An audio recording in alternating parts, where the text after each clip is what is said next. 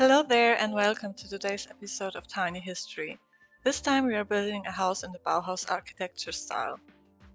If you're new to this channel, in Tiny History I recreate the most popular architectural styles in under 100 typical homes for your Sims and tell you something about the style's history and most prominent features.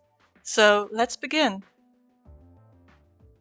The Bauhaus is classified as part of the International style. The term International style characterizes the architectural conception in the period of classical modernism between 1920 and 1968. The main characteristics of this architectural style were abandonment of representative details, use of industrially manufactured building materials, asymmetrical grouping, cubist elements, white plaster, and an abundance of light. The name Bauhaus came from the Bauhaus art school, which was founded in 1919 in Weimar, Germany. The founder was the architect Walter Gropius, who is now regarded as a pioneer on modernist architecture among many other famous architects like Ludwig Mies van der Rohe or Frank Lloyd Wright. The original intentions of Walter Gropius were to emancipate art from industrialization and to revive craftsmanship. In this way, they formed a counter-design to the aesthetics of historicism, in which ornaments developed by craftsmen were serially copied by industrial mass production. One of the guiding principles of the Bauhaus was to combine architecture with the other arts as so-called Gesamtkunstwerk, or comprehensive artwork. For this reason, the Bauhaus also proclaimed in its founding manifesto of 1919, "The ultimate goal of all pictorial activity is the building." In the course of development, however, today's industrial and graphic design in particular results from these ideas. In architecture, modular construction has become established not only in industrial plants, but also in the creation of affordable housing, for example in large cities. The Bauhaus style tends to feature simple geometric shapes, like rectangles and spheres, without elaborate decorations. Buildings and furniture often feature rounded corners and sometimes rounded walls. Other buildings are characterized by rectangular features, for example protruding balconies with flat, chunky railings facing the street, and long banks of windows. Furniture often uses chrome metal pipes that curve at corners. An important principle for the Bauhaus was therefore form follows function. This means that the shape of a building or object should primarily relate to its intended function or purpose without unnecessary ornaments. In terms of color, the primary colors were particularly preferred by the Bauhaus, as well as black and white. Wassily Kandinsky, a teacher at the Bauhaus and a famous painter, taught color theory and assigned the primary colors to geometric shapes. Thus, red was assigned to the square, yellow to the triangle, and blue to the circle. This assignment is still a trademark of the Bauhaus today. The Bauhaus art school moved to Dessau in 1925 and to Berlin in 1932, before it was forced to dissolve by the Nazi regime 1 year later. Modern art was viewed as degenerated and un-German. Some of the prominent teachers at the school were Wassily Kandinsky, Paul Klee, Ludwig Mies van der Rohe, or Laszlo Mahoj-Nagy. Due to repression, occupational ban, and persecution by the Nazis, many of the teachers and students found themselves forced to leave the country and emigrated to the USA, Canada, Israel, and other countries. This meant that the ideas quickly spread and were implemented in other countries. In the US, for example, this is evident at the Black Mountain College, which was founded in 1933 in Appalachia. Josef and Annie Albers, both previously teachers at the Bauhaus, taught here after their emigration. The Bauhaus methods and doctrines quickly became established.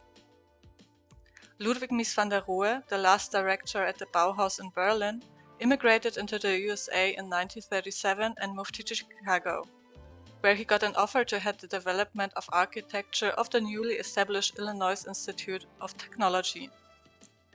There he introduced a new kind of education and attitude later known as Second Chicago School, which became very influential in the following decades in North America and Europe.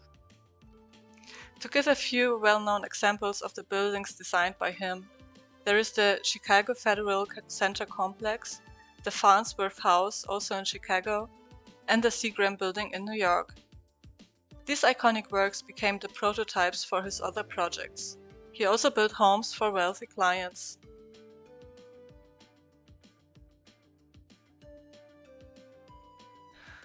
An example of the implementation of the Bauhaus in the architecture of the city is the White City in Tel Aviv, built in the 1930s.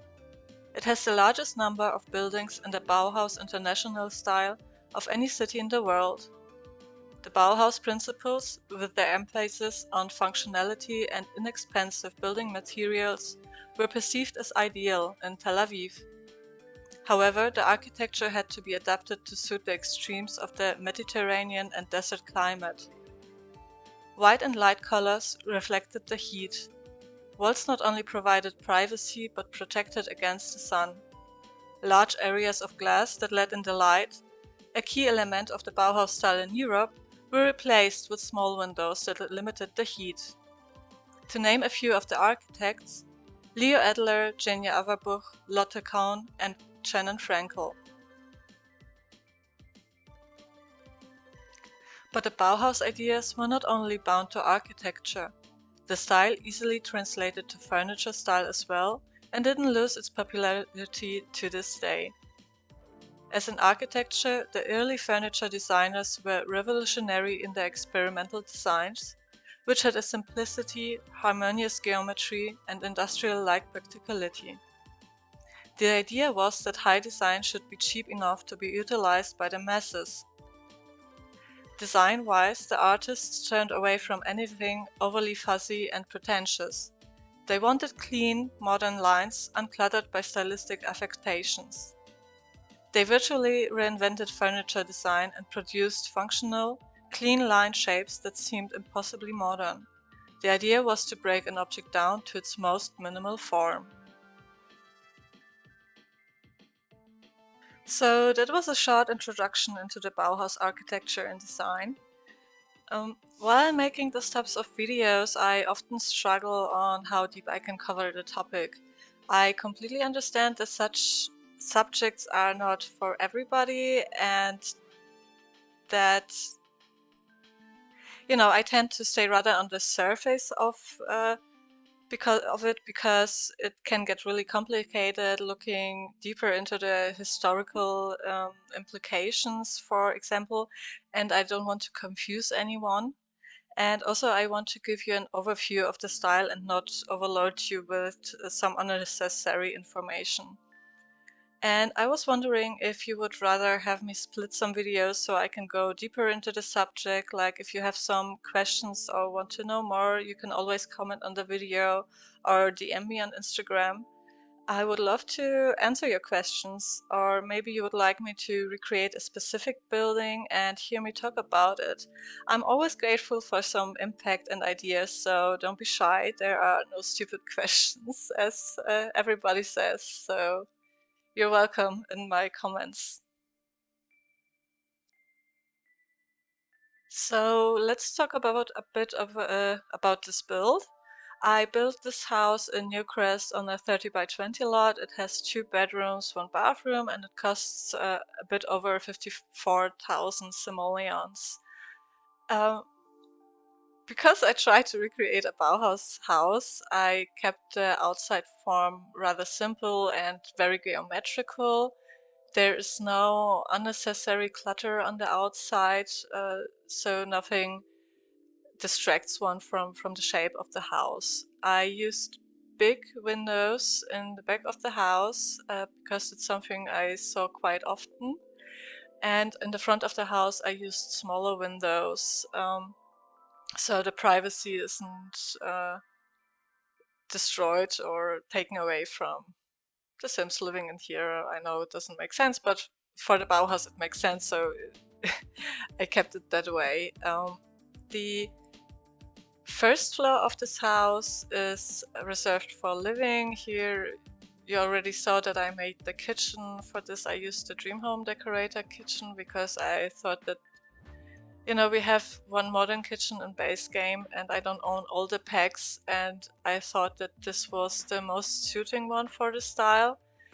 And I placed also from the Dream Home Decorator pack the sofas, which are actually pretty similar to some Bauhaus designs. If you want to Google it, like for example Bauhaus chair, you will find a very similar design to what we got in the Dream Home Decorator pack. Upstairs, there are two bedrooms. I'm decorating the master bedroom here right now. As downstairs, I kept it simple and but used a bit more rounded features in the master bedroom because I thought it felt a bit more organic and calming and relaxing, if this makes sense. And I thought that this rounded corners made the bedroom feel more cozy and inviting. And like obviously because of the history of Bauhaus, there's not like this one Bauhaus style, but it varies depending on the country it is made, the houses. And for example in the USA you can find a lot of Bauhaus examples which are where the houses are built in nature and the interior of the houses often looks more organic. They in Germany, for example, the style is more industrial. When you look up pictures on the internet, it looks a bit harsher, and in the USA, the look of the interiors of Bauhaus houses is more softer and relates to the nature outside of the house. And I think this is very appealing style of interior design, and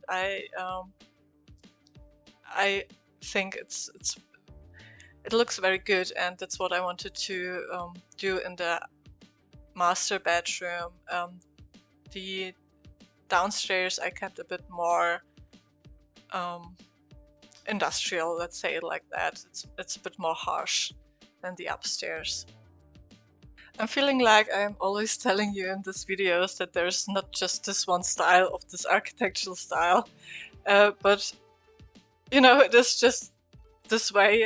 Every style has its own subcategories, and depending on where the house is located, and that's the thing that makes it a bit complicated. And you know, sometimes you can say that a house combines different styles because it will be like that. And that's what I talked about, that sometimes it's getting a bit confusing.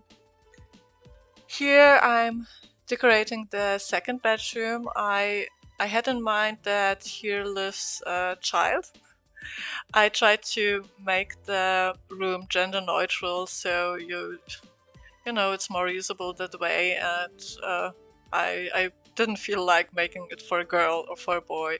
And in the backyard of the house they will have some toys where they can play, because the room is rather small, so you know, so just your kid has some room to grow up.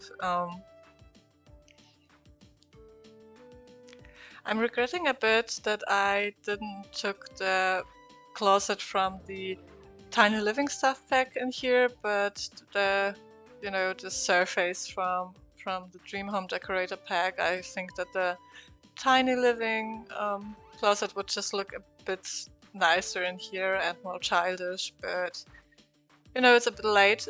You can change it if you want it.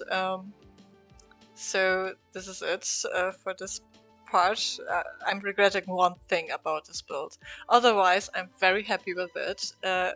I came out up with the layout and the whole exterior all by myself, which is rare. Usually I will well, I used some references from the internet to look for the specifics of the Bauhaus, but usually I would do it more closely and taking a specific build while I'm recreating Sims. And here, this time, I came up with everything all by myself, and that makes me very happy and proud of this build. I'm also very proud of the idea that I had to take the dance platforms from Get Together to use as a skylight, because the staircase area was very dark and I didn't like it that much, and the Bauhaus architecture lives from having a lot of light in it, and I just couldn't really place a window there because I think it would have destroyed this stone, or the look of the stone. I tried it, but I cut it out, and I think that was a very nice solution, and it gives a cool lighting in this area, even though I don't think this is a good space to take screenshots of your Sims because it's so tiny. But I hope that when the when the sun shines through, it will make you a bit happier, like makes me happy. I think it gives the whole build a bit more of realism, and you know, it looks natural and light and happy a bit. Because I consider the Bauhaus style, it looks very classy to me, so I decided to give the to place a pool in the backyard of this house. Something I usually don't do because Sims are stupid and they often want to kill themselves by jumping into the pool. So, you know, maybe you will have to lock them out in the winter time. As I said, I gave the kid living in here some stuff to do in the backyard, like for a swing and this housing thing from Dream Home Decorator, this tent, I don't know, and a bucket where they can throw water balloons at each other and have some fun. And I don't often do this because kids are not long kids, so I think it's a waste of space, but here we are, because I'm getting prepared to starting my 100 Baby Legacy Challenge. Or it's not a legacy challenge, it's just 100 Baby Challenge, and I will record the very first episode this weekend, and I will put it online probably next Friday. So I'm a bit later with this than I wanted to be, but stay tuned. It will come, I promise, next week. So, as always, if you enjoyed this video, please like and subscribe. If you want to get in touch with me and talk about architecture history, you can do this by adding me on Instagram. The link is in the description down below. I would be very happy if you would follow me there too. And we will see us next week then. So have a nice weekend and bye bye.